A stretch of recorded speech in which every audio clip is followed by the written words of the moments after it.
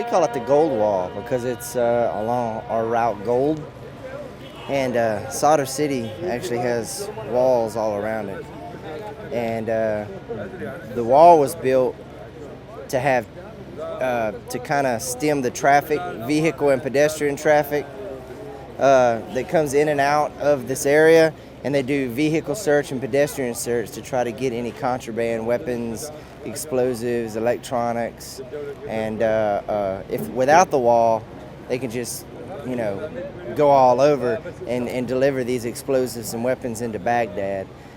It was built a little over a year ago. My brother, he was here with 10th Mountain, and he said that they were building it then.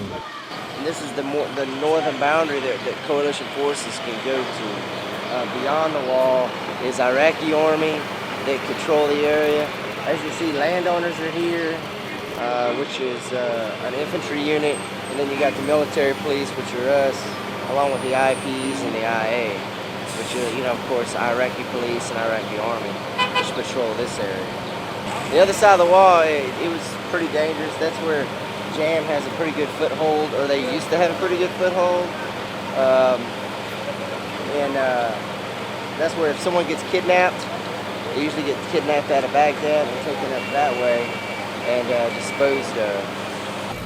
If it wasn't for the Iraqi Army, Jam would have a really good dig in Sadr City.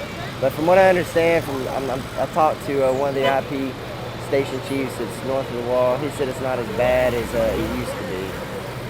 So let's cross the wall and see. You'd like to, wouldn't you? Yes, I would. What would you do over there? Go on patrol like we do here.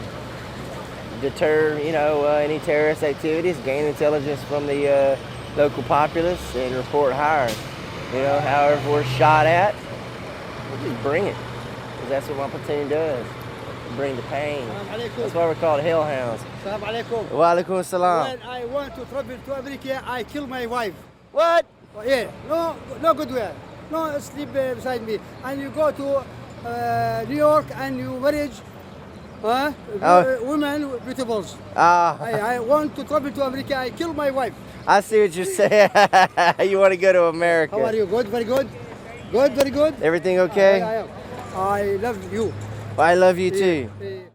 From the station commanders that have Iraqi police stations up there, they say it's not as bad as it used to be.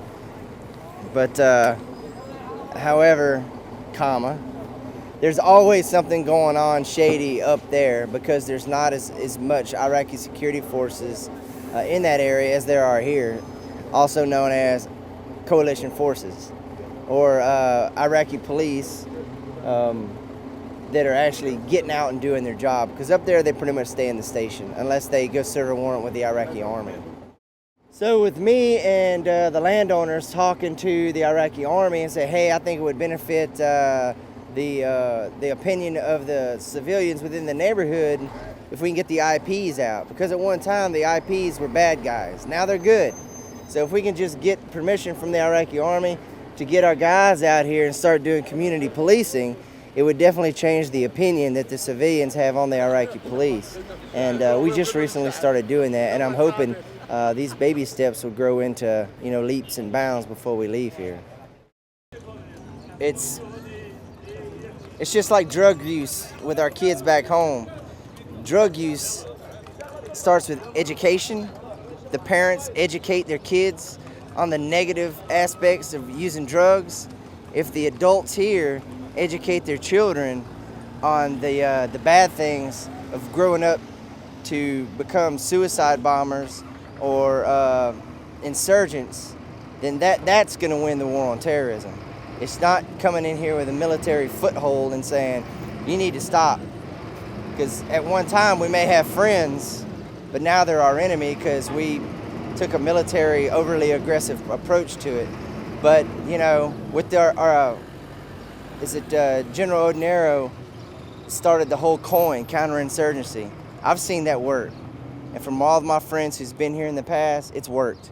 You got to get out, you got to meet the people, you got to befriend the people, and you got to let them live their lives with decency and respect. Don't come in here and push people around. We can't do that anymore.